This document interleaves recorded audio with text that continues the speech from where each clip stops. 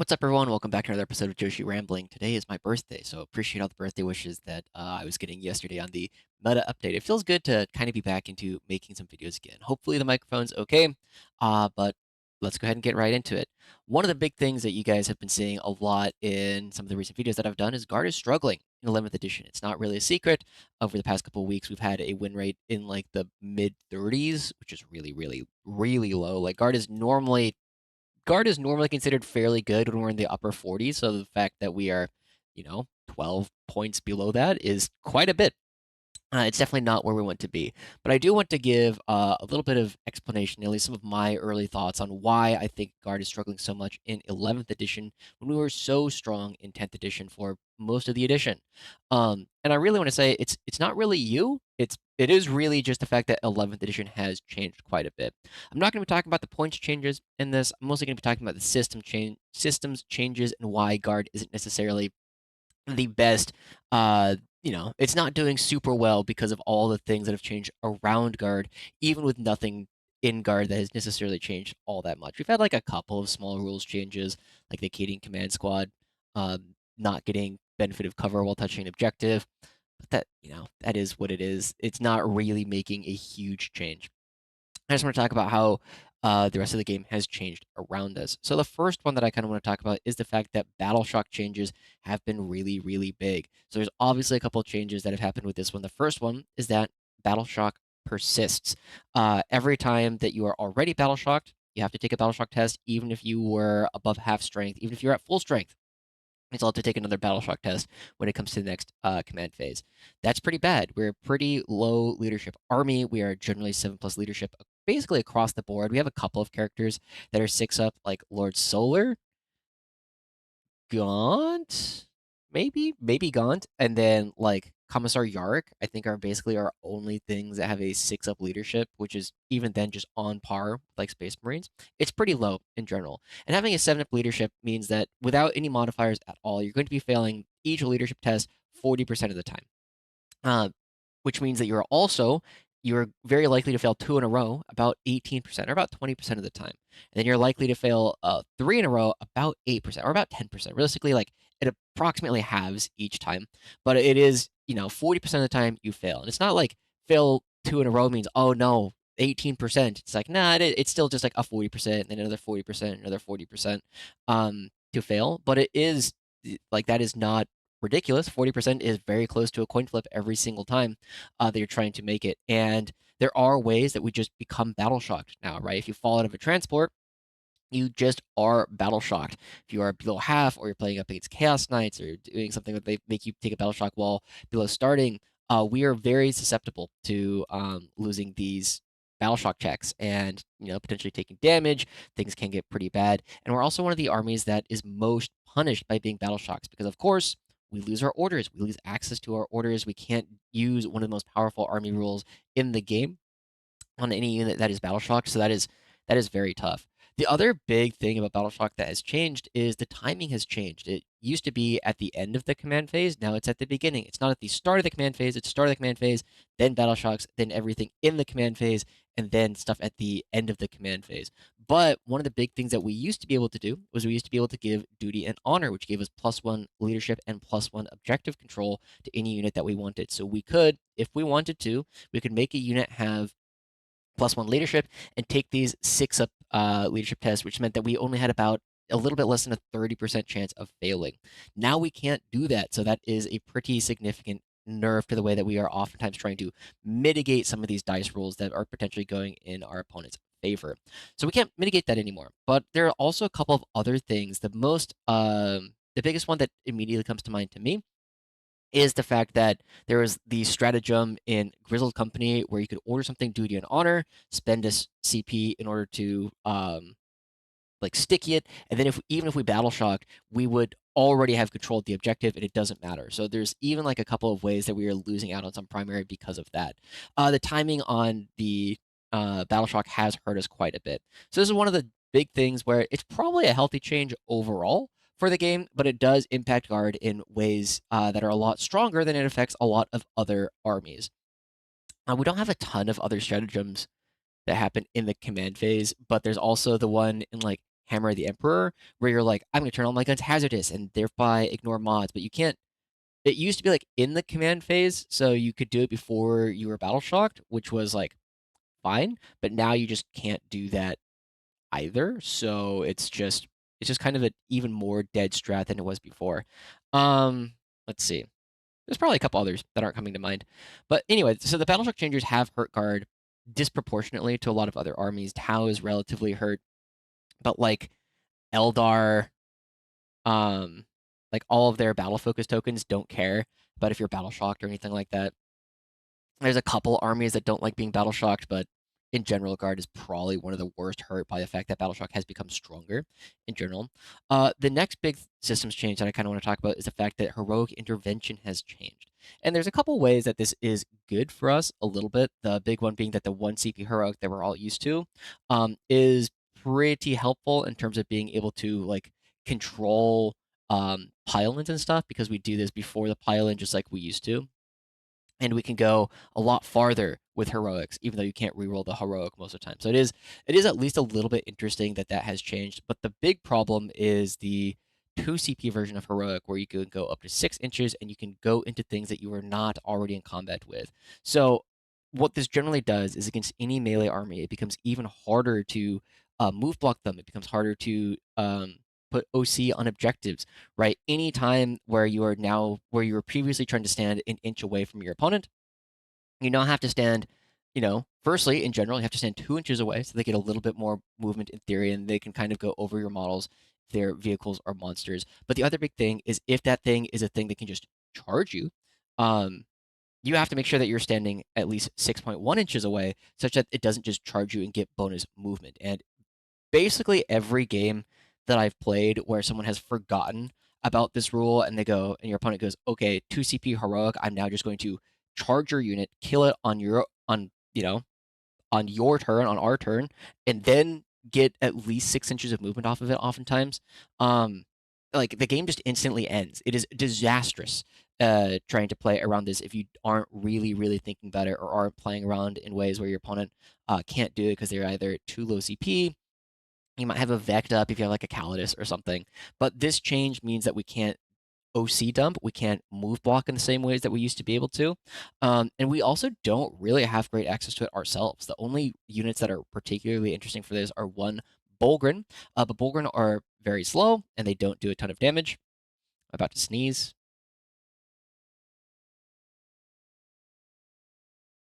All right, sneeze has subsided. All right, we're getting back into it. But Bulgren are slow and they don't actually do that much damage. So there are ways to do it, but Bulgren also don't really solve a lot of our problems into the good armies right now. They aren't very good into Tau. They're not very good into like Thousand Suns. They're not particularly good into Defilers in general. Like they're okay into Defilers, but they're just 200 points of you have to come fight me. So Bulgren are like okay, but they don't benefit from the 2 CP heroic that much. The other one is Rough Riders. Rough Riders and Death Riders, they can't be hidden. So they can't really stage in spots where you're like standing on an objective and um, just jumping on top of someone if they try to deny your objective. So that has been a lot more difficult to deny opponents' objectives. And it's also disastrous if you kind of forget it. So you need to be very aware of the fact that you're giving your opponents a lot more room. Melee armies or their shooting armies as or like hybrid armies have way more space where we can't deny them space in quite the same way that we used to. So Battle Shock is bad for us. A lot of the changes to move blocking are overall kind of neutral, but in particular, if we're playing up against melee or hybrid armies, it is very, very, very difficult in order to do that consistently. And because we are almost exclusively a shooting army, we're not getting a whole lot of benefit out of this. We're not really threatening any of our opponents with the 2 CP heroics. We can't do it with our, I think we can do it with our Rogal Thorn commanders, but like, what are we charging a Rogal Thorn commander into where we want to be there instead? It's like not really particularly interesting. Okay, the next thing is that all of our damage is shooting. So one of the big things about 11th edition, of course, is the only way to drop hidden for yourself is to fire a gun, right? Melee doesn't drop hidden. And so something like Orc Boys or World Leaders Berserkers, who have almost all of their damage, they technically have like pistols and stuff, but almost all of their damage is in melee. So when they charge into something, if they charge into something, they can still maintain hidden. Now, Oftentimes, of course, if they're melee, they're going to be moving to a spot of the board where where the opposing player, so in this case, the guard player, can just shoot them anyway. So you can just kind of do it. That does lead to a lot of situations where the guard player can't do that. If we are going to be shooting our weapons, we're going to be losing hidden. We are going to be losing our ability to um, we're going to lose one of the major ways that we can keep some of our units alive. And so we either entirely give up a lot of the damage from our infantry units, or we just let them die in ways that are not always going to be traded equitably on the other side of the board. So this one isn't as disastrous, but it does make a really big deal if you're playing into again, if you're playing into hybrid armies that have access to both melee units and shooting units, or if we want to deal with their melee units with our infantry, we need to make sure that we are being even more careful because there's generally less walls in 11th edition boards than there were in 10th edition boards, and the walls are generally smaller as well. So it's a little bit harder for us to keep our infantry alive than it was in 10th edition in comparison to some melee infantry. Now, melee has its own problems in general, but this is one of the things that is not really going in our favor. The other major thing I want to talk about, and this probably should have come before the one I just talked about, but I didn't think about it that hard, is the change to cover. So cover in general for vehicles works the same way. If one atom of your Lehman Russ is invisible to the opponent, then you get cover. And in 10th edition, this generally meant that a lot of our tanks, a lot of our Russes and Dorns would effectively have a one-up save in cover. So we would have like a last cannon we would save on 4s because we go from 1 to a 4 because of AP3. Meltas we would save on 5s. Uh, Autocannons, we would generally save on 2s. However, AP change supports invulnerable saves because things like the last cannon, where we were saving on a 4 anyway, we didn't really need that invul. If we had a 2-up and a 4-up invul, it would be the same save for us. This is part of why I was not as high on engine series in 10th. I'm a little bit higher on them in 11th because that high AP does actually matter. But the other big thing is that AP1 is really, really good now. Especially against armies that don't have access to Armor of Contempt. AP1, if you're shooting at something that has a 2-up and you make them save on a 3-up with your AP1, you're doubling the amount of damage. You're doubling the amount of failed saves that they are going to make because they're failing on 1s and 2s instead of on just 1s. So stuff like the autocannons on Defilers, very, very good. It also does help our battle cannons, but a lot of other armies, not every other army, but a lot of other armies have a lot of things like 2-up normal save, 4-up invul, or 3-up normal save, 5-up invul, or some of the good armies just have 4-up invuls in general. And so a lot of our higher AP shooting, like our Melta guns, like our plasma guns, got absolutely no benefit or very little benefit out of the change. But they just have -1 to hit now. So it does affect us disproportionately here as well because we have so few invulnerable saves in our army. The Lehman Russes are effectively less durable against low AP weapons and similarly durable. It hasn't really changed up against things like las cannons and meltas because the -1 to hit, kind of evens out with the um, slightly worse save. They more or less even out, but it does not even out for low AP weapons. The autocannons, yeah, autocannons and other AP1 weapons have gotten a lot better against us in particular. And any other army that doesn't have an invul or doesn't have like widespread invuls on the things that they're going to be shooting with. So that does affect us quite a bit. So overall, the main changes here, Battleshock has been very harsh for us. The existence of the 2CP heroic has been very harsh for us, and AP changes have been very harsh for our tanks. We are just simply less durable now on average. A couple other slightly minor things is the change to scoring that we've generally seen. So these are kind of tied together. The first one is that a lot of scoring has shifted to the end of your own turn, right? In 10th edition, almost all of your primary was scored at the beginning of your own turn. And this is where guard would get a lot of the differential points and where we build a lot of our advantages is we would go and we would put guys on the enemy objective. They wouldn't be able to do anything about it. Like maybe they'd overwatch us, but except for like Spectacle of Spite, Drukhari, and like Wrath of the Rock Dark Angels, there's like one other army in the game that had access to, I'm going to just charge you on um out of sequence. And because of that, we would generally deny our opponents 10, 15, maybe 20 points of primary over the course of the game just by putting guys in their face. However, a lot of the scoring for primary has shifted towards the end of your own turn. Priority assets, you control the middle in most missions, you're going to be scoring three 3 to 10 points for holding the middle objective at the end of your own turn. Purge the foe, a lot of them you go kill something, you hold more, you're going to be doing at the end of the turn. So a lot of these things have shifted into ways where we can't necessarily interact with them quite as much. Recon and disruption in particular are ones that tend to score a lot on their own turn in ways that are difficult to interact with, or at least difficult to stop your opponent from scoring. So it's very, very difficult. It's not necessarily that we are scoring worse, so much as that our opponents are generally scoring better than they were before. We are not able. It was pretty uncommon to have a game where your opponent was scoring more than like 80 points if you were winning as the guard player, right? Whereas now I've been playing a bunch of games that are ending 90 something to 90 something. So our opponents are scoring better. And the other part of this is you need to push buttons way less. There are, I want to say, 18 cards in the new deck. Only two of them, Cleanse and Plunder, have buttons to push. And that's it, right? Cleanse is two buttons that you can push on objectives, and Plunder is one button that you can push on your opponent's side of the field, which is kind of tough. And they even say, like, if you have both of these, you can recycle one of them. So if your opponent is playing something like Purge the Foe, where they never have to push a button, the most number of actions they will have to do on any given turn is two. Whereas before, if you were playing a game and you drew like Cleanse and Sabotage and you were playing Terraform, your opponent could realistically have to do 6 actions on one turn, which was debilitating for some armies, to be entirely honest. However, the fact that there are so few buttons that we need to push in general, and you mostly just need to stand places largely on primary and largely in different parts of the board, does mean that armies can invest in fewer little dudes. And Guard is an army that has really prided itself on the fact that we take a number of units of little dudes. And when those little dudes are, one, worse because they don't have things that they need to do, right? The engineers are still very good, but one of the big things that they would do is they would go out and they would cleanse, throw the grenade, throw the mine, and then die. Now, the cleanse is oftentimes not there. So there's one of the fewer things that they are able to do, whereas something like Knights. I guess Knights is a bad example because they have, I don't know, let's say Custodies, right? Custodies don't have to push those buttons as much. They can take fewer points than Sisters because they don't need them.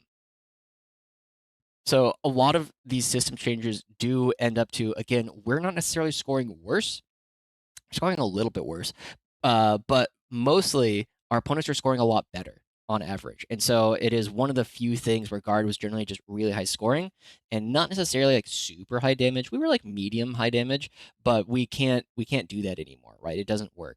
So our damage has kind of gone down. The cover changes have uh, hurt us more than they have helped us. And we can't affect our opponent's score in nearly the same way. So it ends up leading to a position where all of these system changes hurt, and also on top of that, taking the points changes while other systems changes, like the introduction of the psychic keyword actually doing positive things, has helped a lot of our opponents. A lot of the best armies in the game right now, like Thousand Suns and Tau and Scintillating Legion, are all things that basically just ignore the changes to cover in general, which is very, very rough for us. Grey Knights are also quite good.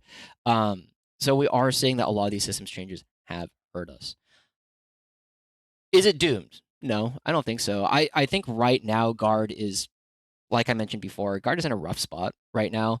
And I think one of the big things that we're seeing is I've had a lot of conversations with strong players, and I think we were very quickly running into the Scary problem, right? Where someone like Wesley St. Hines, great dude, lovely friend of the channel, the person who's been on the channel more than anybody besides myself, he's very, very good, and he's figured out certain ways to play the game. But the people around him, are so convinced that Guard is strong because he's there, that it kind of leads to some of these like I don't know how much sway playtesters have over like talking to the Games Workshop balance team, but if your only experience is playing up against Scary, you're gonna have a different perspective on how strong Drukhari is. If your only experience playing Guard is up against Wesley St. Hines, you're going to have a very different understanding of how strong Guard is. And because of the difference between how effective the army is when piloted by a truly top player versus when played by Even like someone like me, I think of myself as a pretty darn good player. I'm not Wesley St. Hines, right? Just that difference makes it so hard in order to get people to justify giving us buffs. That said, we are expecting a patch soon, end of July, a couple of weeks. We will see what the changes are with that. So yeah, it's a rough place to be a guard player right now. Keep your head up, folks. It is going to be.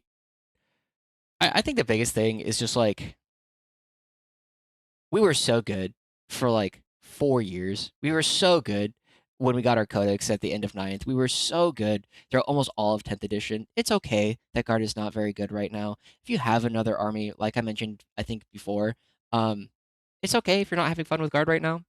If you are still having fun with guard and you're still having success, keep on doing it, man. Like one of the big things is, let's say that the guard win rate is 35%, right? And we win 1 in 3 games. You don't need to get that lucky to win more games than you lose with a 35% win rate, right? That's just how math works. So it is a spot where like player skill is still going to have a really big impact on the outcome of your games.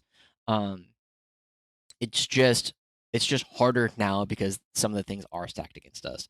Like I said, I'm going to be playing Scintillating Legion for the next couple of events. I have an event I'm going to Tacoma Open, and then also exciting thing, I have just booked my tickets. I'm going to be playing at the Western Australia Team Championships in Perth in 3 weeks, 3 or 4 weeks, which I believe is going to be on the current patch. So it's going to be great for that. I'm having a lot of fun. I'll be playing birds at that, and then when we start going into August, depending on what the patch looks like, I'll give you an update on what it is that my plans are.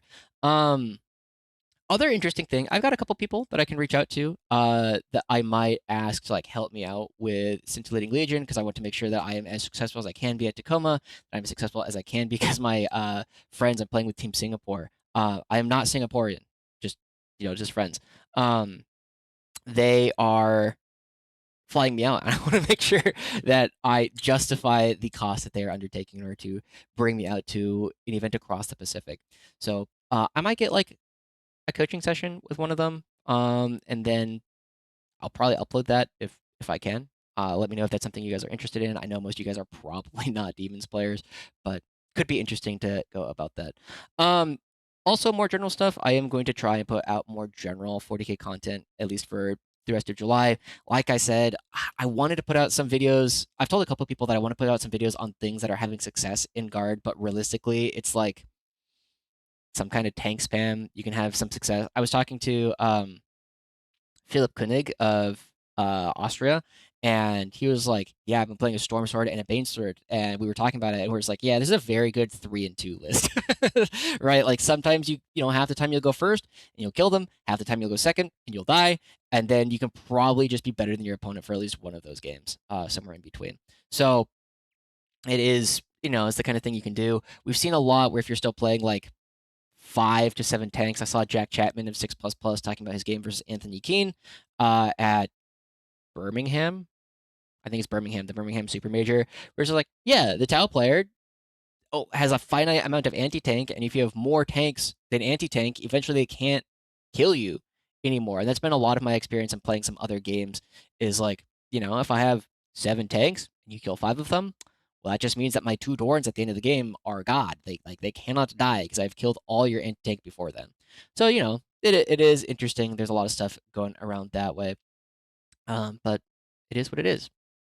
Um, if you are interested in getting coaching, are interested in the Discord, hit me up. I need to respond to a couple emails. Said I would do that a couple days ago. It has not happened yet. But Discord and Reddit are the best ways to get a hold of me. And yeah, that's that. Anyway, thank you guys so much for tuning in. I hope you guys have enjoyed this bit of a ramble. Like I said, it's not you, it is 11th that has made things a little bit more difficult. It might also be you, but I don't know you well enough to say that for sure. But anyway, thank you guys so much for tuning in. See you guys next time. Bye bye.